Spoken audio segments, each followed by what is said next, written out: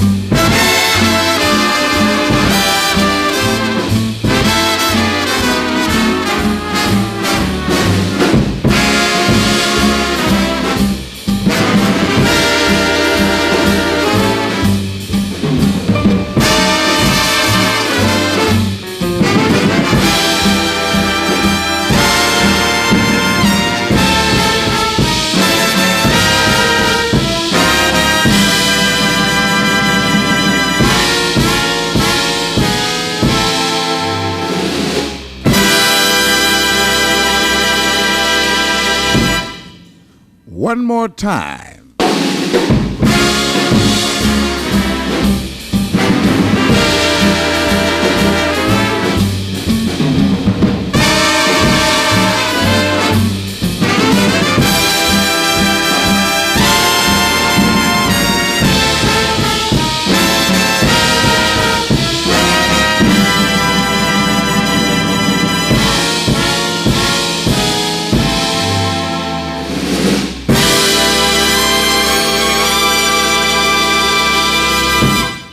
This is jazz, America's art form. Before America's art form became ruining other countries.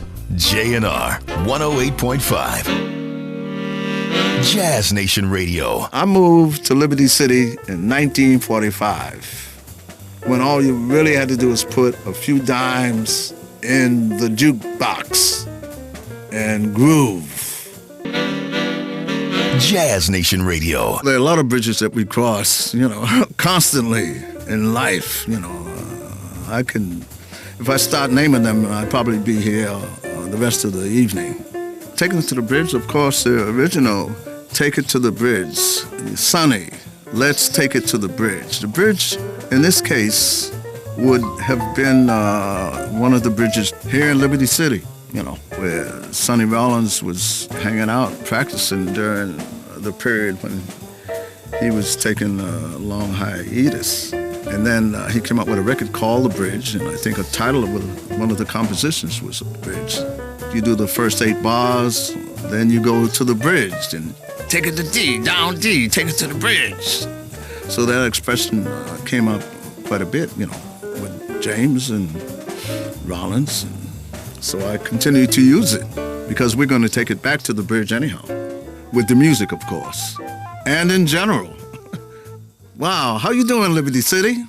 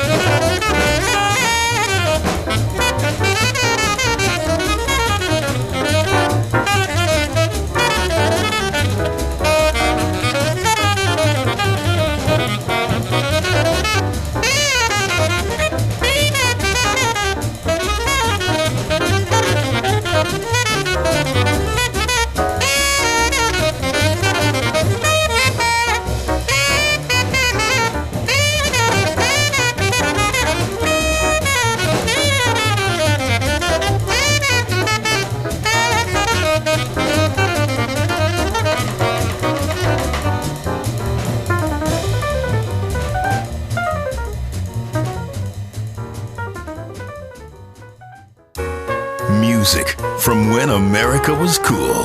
JNR 108.5. The most popular one when I was a teenager and coming up playing this music was the Lindy Hop. The Lindy Hop, and that was, it was definitely Savoy Ballroom. That's where I had my first gig in playing at Savoy Ballroom, when the people were really doing the Lindy Hop.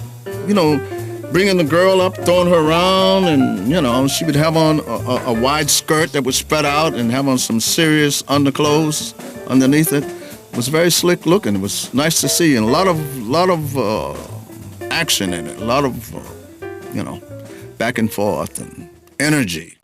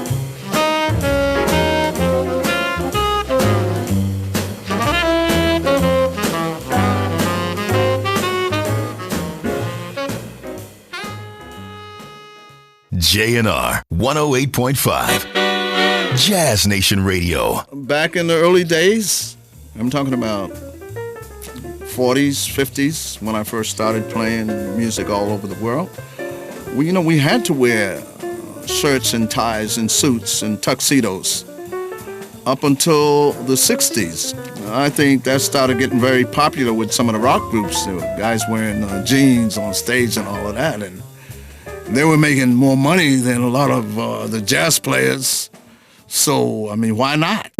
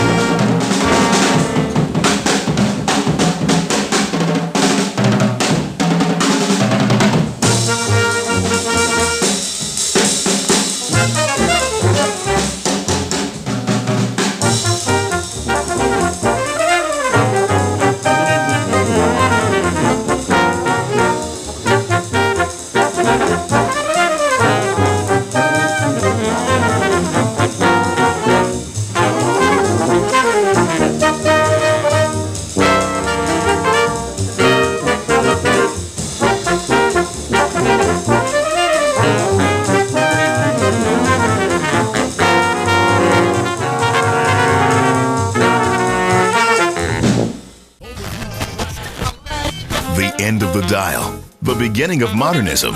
The masters are on. JNR 108.5. Turn off that TV.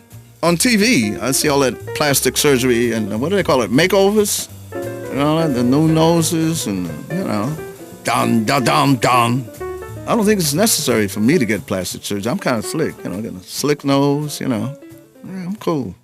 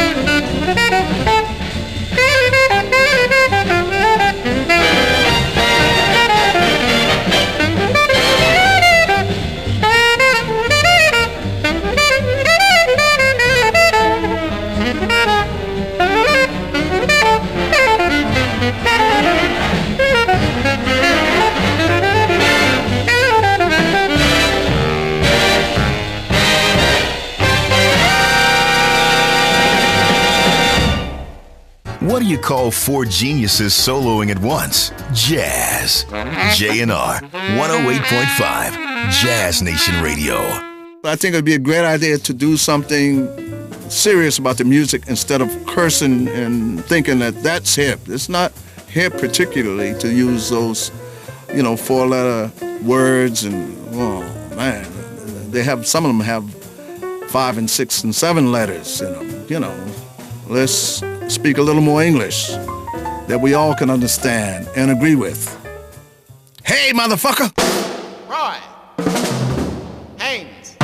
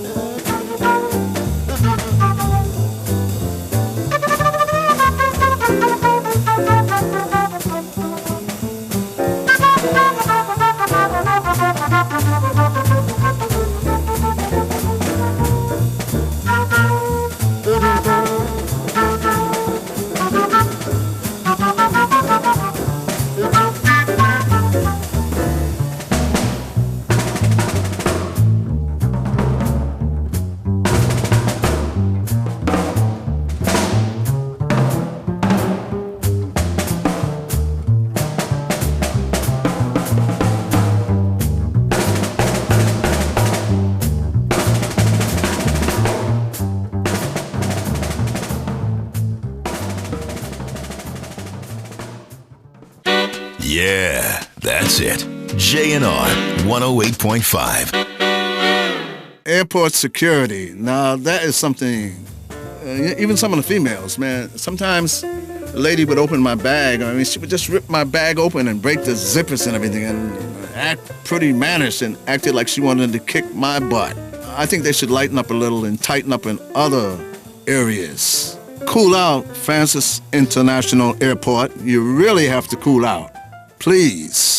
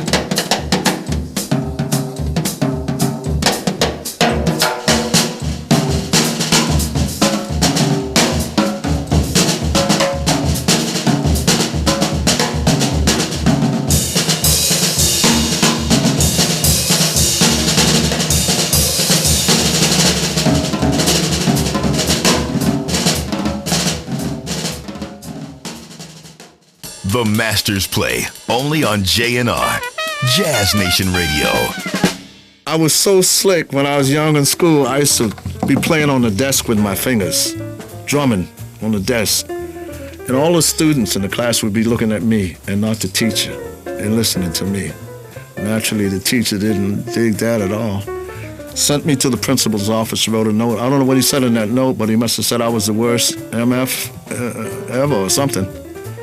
Because they said, don't come back to the school unless you bring one of your parents. I went back with my mother. My mother listened to the principal talk about me. I think it was the principal that was talking about me. And my mother said, that couldn't be my child. You know. But that's what I was doing, drumming on the desk. So they said, don't come back to you. And I don't think I went back much after that. I said, the hell with that.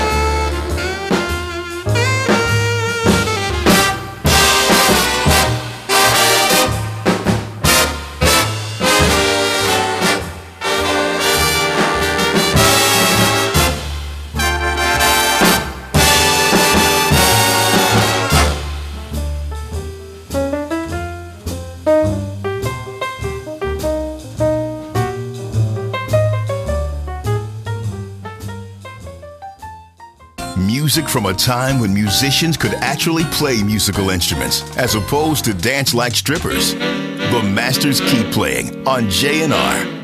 Definitely stay away from that burger shop, man. You will get more than indigestion. I saw one in the airport yesterday. One of the guys in my band stopped there, and I told him no, I was going to walk further and check something else out. I went to one of them coffee joints. Bean machine. Look out. Ooh, seriously jacked up. Some people really get high off of drinking coffee, I think. I mean, they get fired up, on edge, man. A different kind of nervousness, man. You know, wow.